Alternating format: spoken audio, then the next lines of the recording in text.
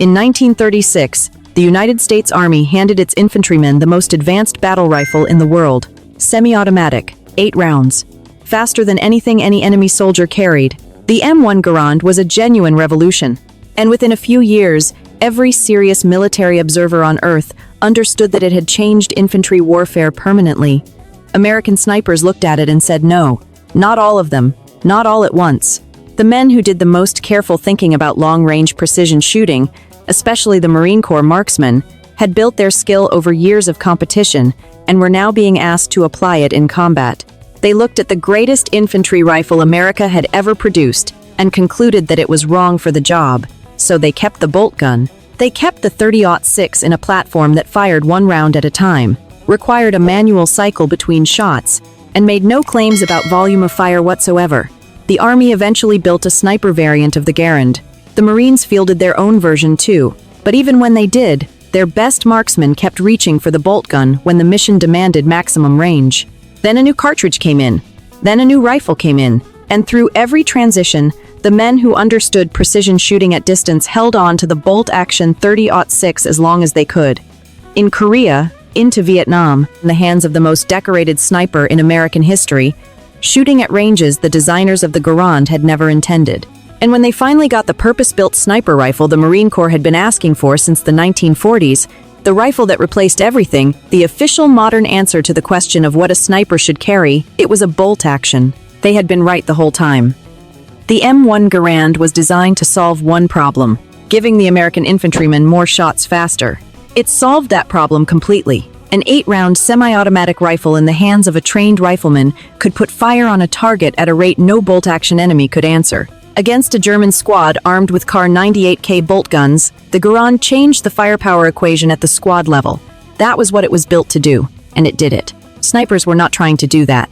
A sniper's job was the opposite of an infantry squad's job. Where a squad needed volume, fire that suppressed, that kept heads down, that allowed movement, a sniper needed one thing: a first-round hit at extreme distance from a position the enemy could not locate, after which the sniper was ideally no longer in the same place. Everything about a sniper's work was built around the single shot. The second shot was either a confirmation or a failure. The goal was to never need a third. Under that logic, the semi-automatic action of the Garand was not an advantage. It was a set of additional problems. The gas-operated system that made the Garand cycle automatically also moved the rifle. Every time the gas piston drove rearward to eject the spent case and chamber the next round, it introduced mechanical movement into the action. Movement that at extreme ranges could shift the barrel harmonics between shots. A bolt-action rifle was mechanically simpler. The shooter controlled every part of the cycle, and the barrel sat undisturbed from the moment the trigger broke until the bullet left the muzzle. Then there was the clip. The M1 fed from an 8-round on-block clip that, when the last round fired, ejected from the receiver with a distinctive metallic sound. In the open field, in the chaos of a firefight, that sound was irrelevant. It was noise among noise, and veterans who served as infantrymen largely considered it a useful signal to reload rather than a danger. A 1952 Army survey of combat veterans in Korea found that twice as many soldiers wanted to keep the ping as believed it was useful to the enemy. For infantrymen operating in squads, in engagements measured in hundreds of yards and seconds of chaos, the argument was settled. A sniper was not an infantryman in that sense. He operated alone or in a pair, in silence, at extreme range, in a position that depended for its effectiveness on remaining undetected. At those distances, in that silence, sound traveled differently and mattered differently. The Army's own Aberdeen Proving Ground took the concern seriously enough to run experiments with clips made from various plastics, trying to engineer out the ejection sound. The experiments produced nothing that was adopted. But the fact that they were conducted at all tells you something about who was worried and why. Snipers were worried, and their answer was not to accept the clip and work around it.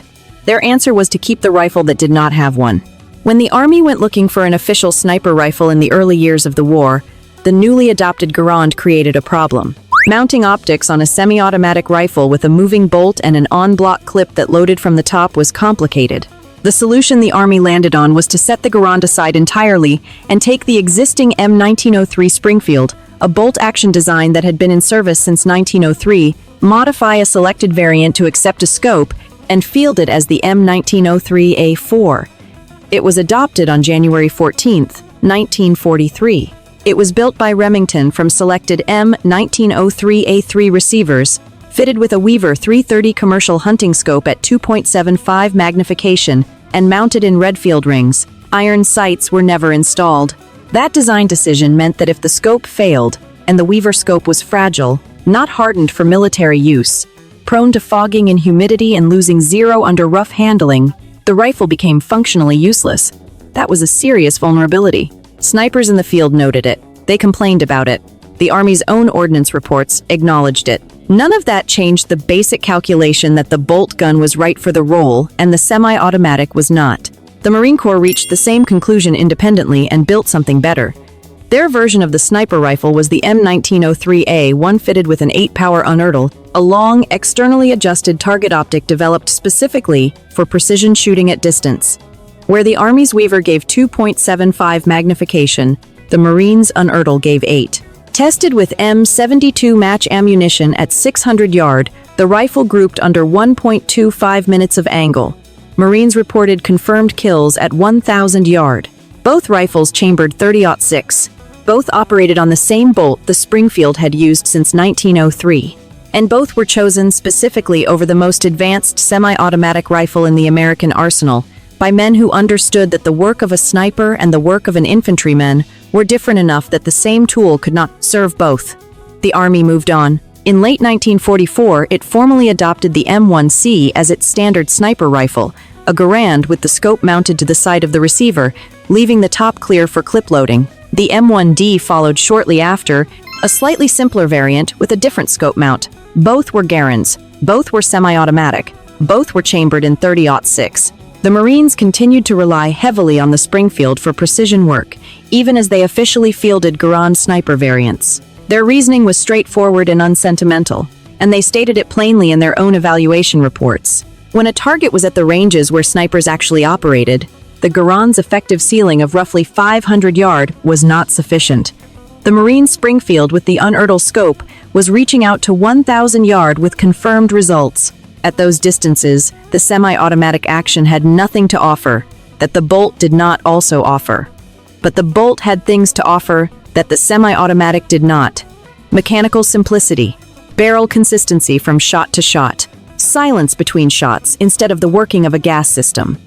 Stability, control, confidence in the exact behavior of the rifle when everything depended on one trigger press. The war ended, the bolt gun stayed. Through Korea, the M1903A4 remained in active sniper use alongside the Marine M1903A1 unertl rifles, and kills were recorded at ranges the Army's Garand variants could not reliably reach. The M1D's scope was a 2.2 power optic, marginally better than what had been fielded in World War II, but still only a fraction of the Marines' 8-power unertl. That was the reality. A design 40 years old was outperforming the military's semi-automatic solution in the one role that solution had been built for. Official Army sniper use of the M1903 was phased out during Korea. The Marines kept going. At the Armory in Albany, Georgia, armorers were reconditioning worn actions, installing heavier Douglas barrels, mounting unertl scopes stripped from retiring rifles. Meticulous work, unglamorous work, quiet work. The kind of work institutions rarely celebrate and wars often depend on. They kept doing it because the men who carried those rifles in the field kept asking for them back. And into the early years of Vietnam, those rebuilt Springfield sniper rifles, still chambered in .30-06, were going to war. By then, the M14 had replaced the Garand as the standard infantry rifle. The M16 was arriving. The world the Springfield had been designed for was 4 wars and 60 years in the past. None of that mattered in a hide at dawn. Watching a target across 500 meters of open ground through an 8-power scope, none of that mattered when the question was not which rifle looked modern, but which rifle could deliver the first-round hit. Technical manuals for the M1903A4 were still being printed as late as 1970, not for nostalgia, not for ceremony, but because the rifles were still in the field, and the men carrying them still needed to maintain them. The name most closely tied to this story is Gunnery Sergeant Carlos Hathcock, and it is worth being precise about what he actually used and why. Hathcock deployed to Vietnam in 1966 with the 1st Marine Division Sniper Platoon at Hill 55, south of Da Nang.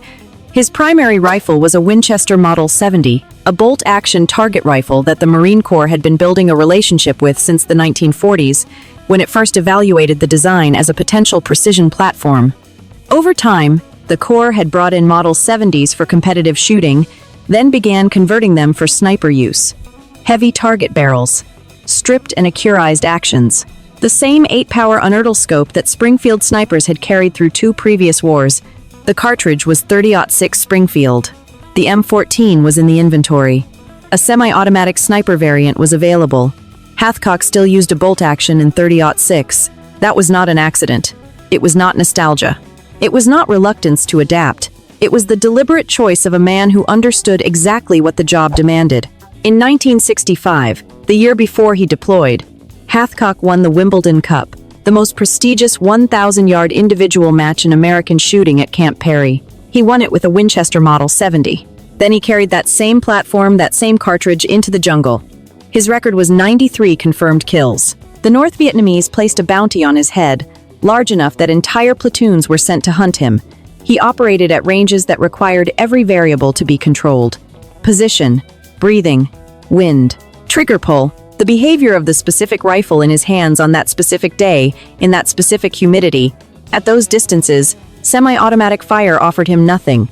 The bolt gun offered him everything. He later said that he felt the .30-06 was plenty adequate for his purposes, and that he did not particularly enjoy being kicked around by heavier cartridges when he did not need them.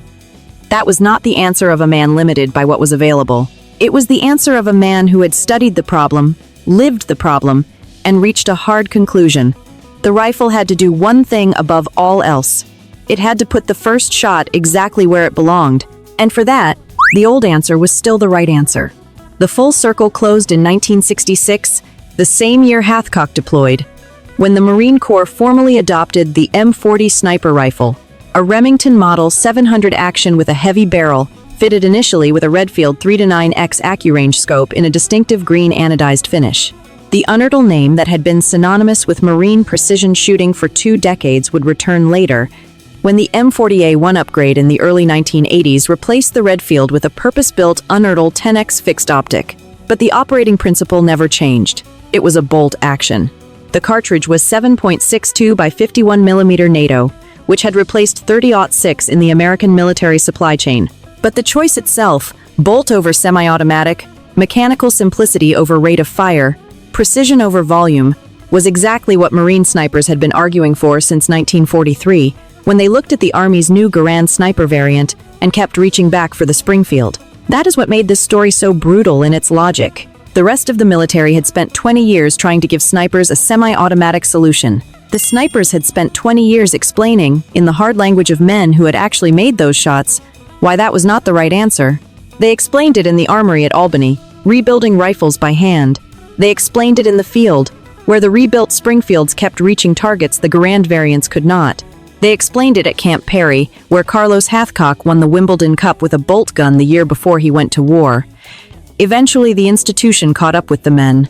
That is the deeper reason American snipers never gave up the .30-06. Not stubbornness, not tradition, not some refusal to accept a better tool when one arrived. It was because the bolt-action .30-06 was the better The job demanded a first-round hit at distance, in silence, from a position that remained unknown.